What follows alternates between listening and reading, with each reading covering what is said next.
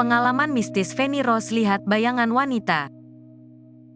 Pengalaman Feni Rose alami kejadian mistis saat menginap di Hotel Semarang.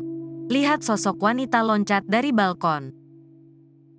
Presenter Feni Rose pernah mengalami hal mistis untuk pertama kalinya. Gangguan mistis itu terjadi saat presenter, Ratu Gosip ini menginap di salah satu hotel di Semarang. Ia mengaku melihat bayangan mirip sosok wanita melompat dari balkon kamar hotelnya. Peristiwa itu terjadi sekitar tahun 2018. Feni Rose dan mantan yang kala itu masih menjadi suaminya menginap di sebuah hotel di Semarang. Saat itu waktu menunjukkan pukul 1 dini hari dan ia sedang menonton TV dan mantan suaminya sudah tertidur. Ia pun memutuskan untuk mematikan TV dan beristirahat.